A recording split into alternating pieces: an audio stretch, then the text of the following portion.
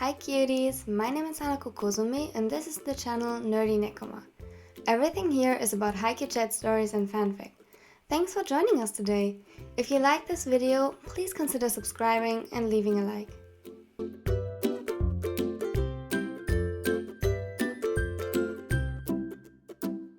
Welcome to Reconnecting over brunch, which is a video that features the ship BokuAkaKuroKen DaiSugaIwaOi. It was requested by this lovely person and I had so much fun doing it. I hope you will like it. Enjoy!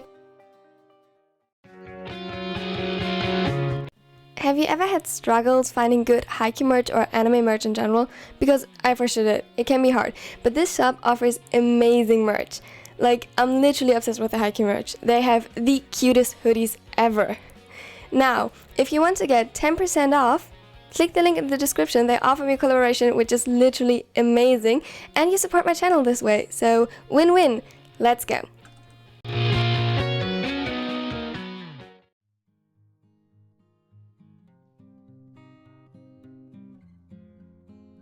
Aikawa, calm down. You're stressing yourself over nothing.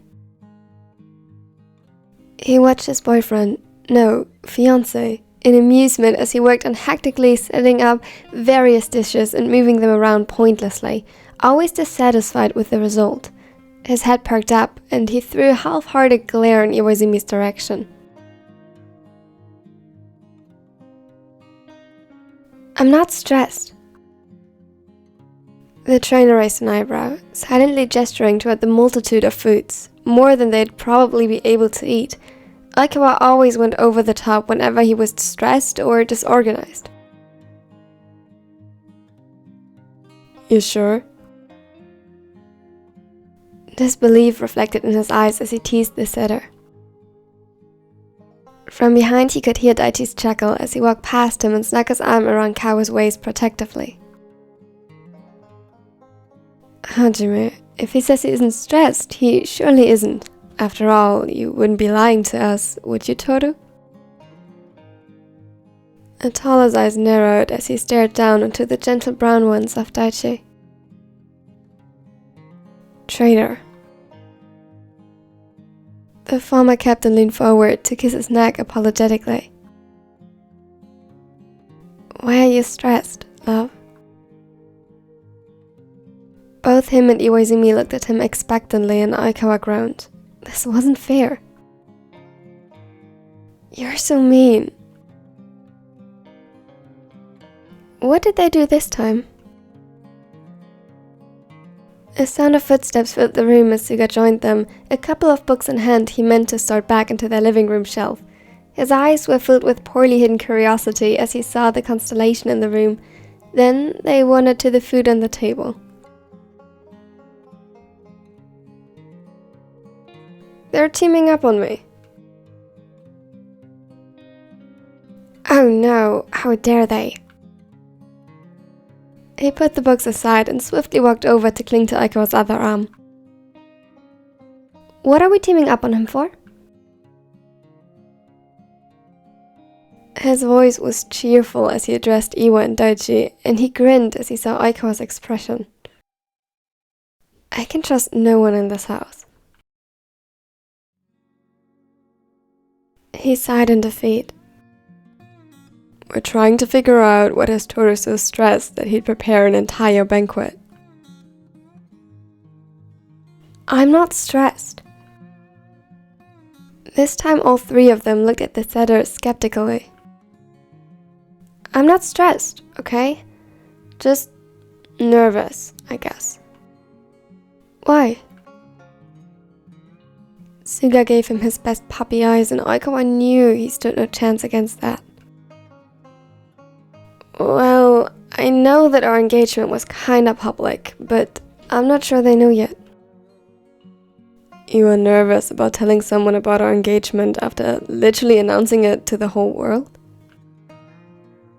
I know it's stupid, okay? Daichi shook his head. It's not stupid. Just unexpected. Kinda public. Iwaizumi mumbled the words under his breath, earning him a giggle from Suga. Yeah, I don't really know what has got me so worked up. It's just big news, I guess. It is. Big, amazing news, which is why I'm sure they'll be happy for us. The others hummed in agreement. What about when they'll get engaged? I think it won't take much longer.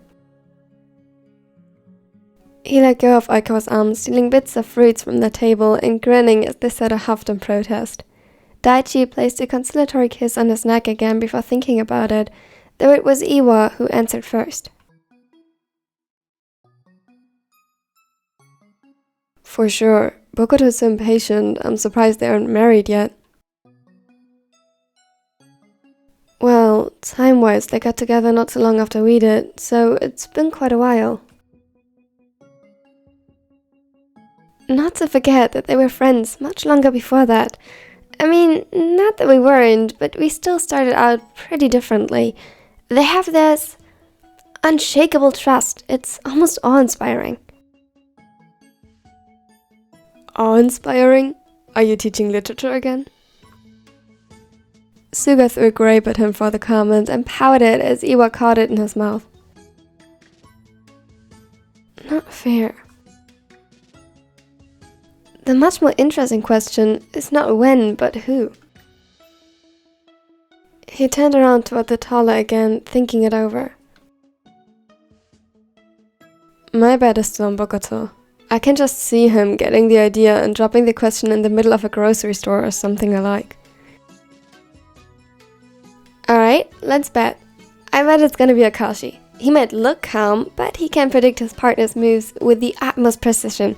Gets scary sometimes, like he's almost omniscient. And he'd do almost anything to surprise the others and make them happy.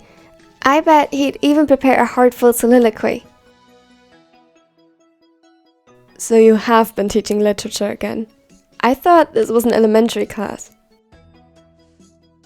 Elementary and middle school. The school is small, okay? Not enough teachers.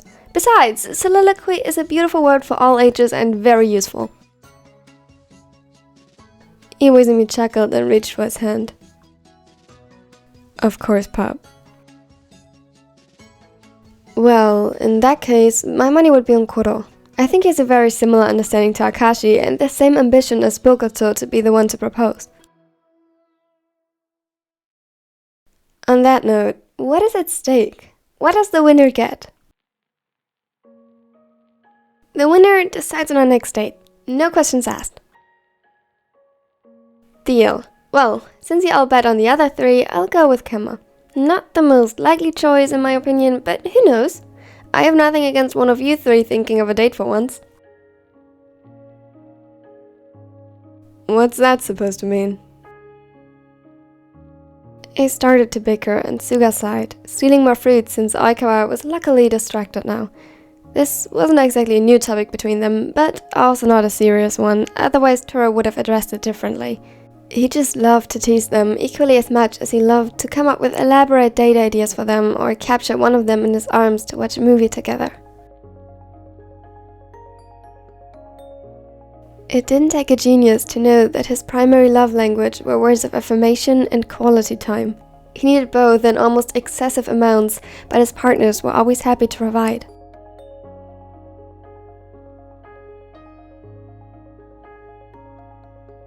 One and a half hours later, the doorbell rang and Suga danced over to the door, giggling as Daichi nudged him in the side on the way.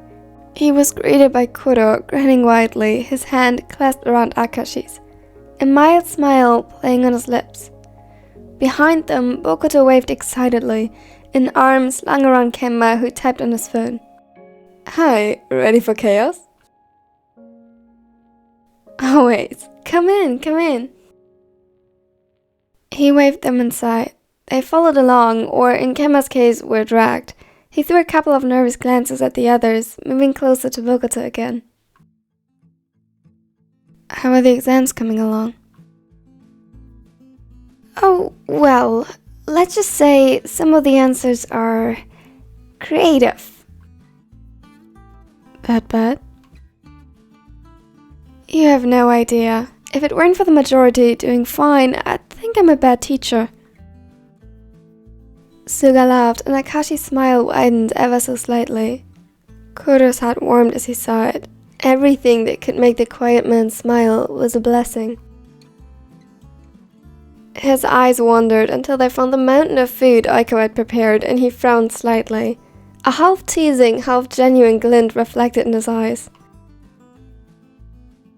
Do we stress you that much, Kawa? Aseda huffed and shook his head. No, that's not it. Nothing you'd need to worry about. For a second he considered asking, but Iwaizumi appeared behind the toddler and wrapped his arms around him before nodding reassuringly in Kuro's direction. How are you all? It has been quite a while. It has. Much has happened, but it's still mostly the same. Same here. A certain bitterness swung in his voice, and his expression darkened a little before he shook it off and followed Daichi, who motioned for everyone to get seated. He placed a gentle kiss on his temple and held his hand as he took the seat beside him. There is actually one thing we wanted to tell you about. It has not quite been as uneventful for us as usual.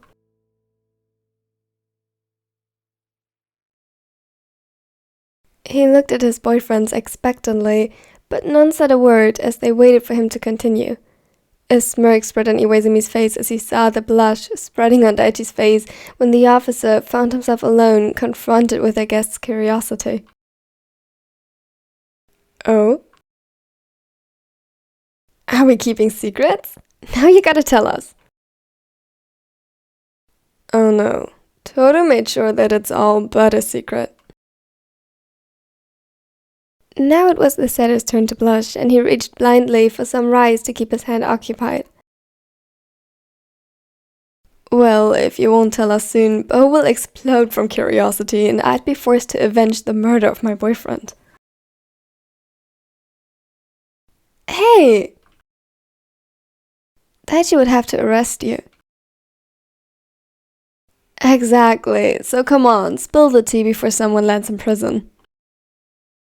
From the corner of his eye, he could see Kenma glancing up behind a bowl, his newest hiding spot after he concluded the phone might give up the wrong impression. He felt two pairs of vigilant eyes typically for a setter observing them, trying to read their intentions in the silence alone. His gaze fell back on where his hand was intertwined with Suga's, and the golden reflection of metal from the bracelets and rings shone back at him. He smiled.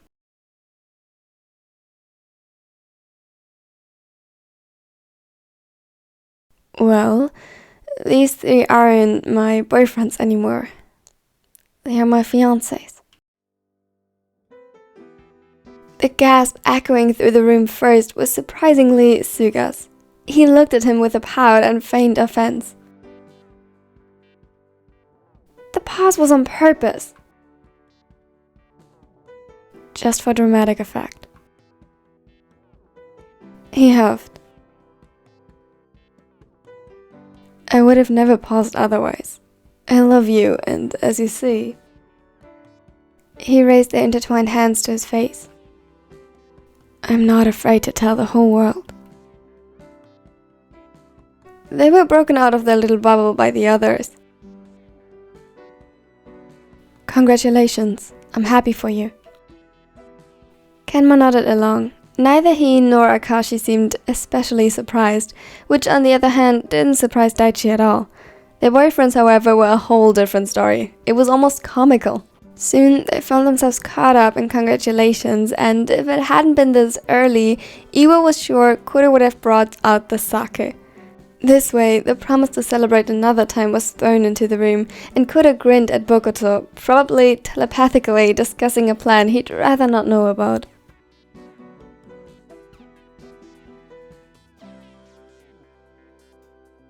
His eyes darted over to Kenma again, who seemed particularly interested in appearing invisible today.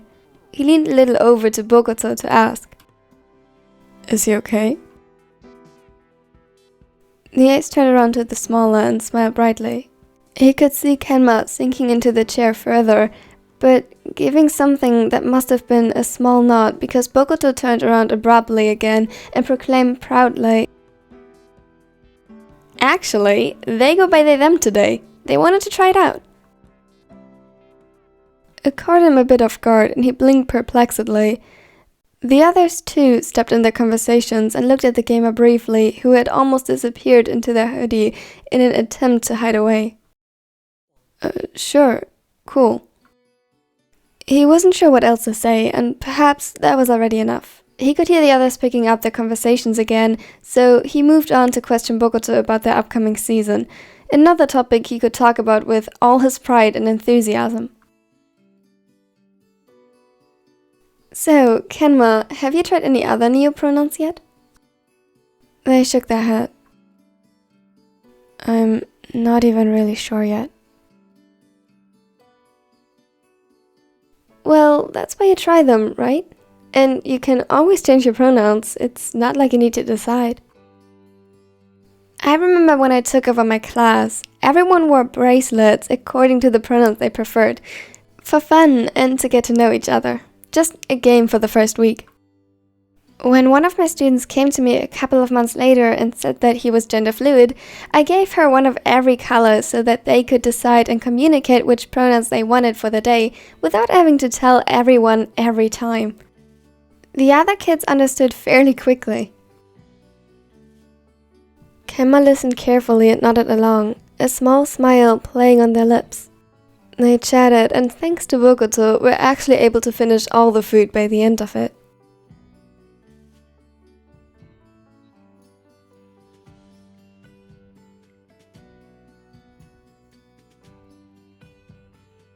Thank you so much for watching to the end. I hope you liked it. If you liked it, consider leaving a like and subscribe so you won't miss out on anything in the future.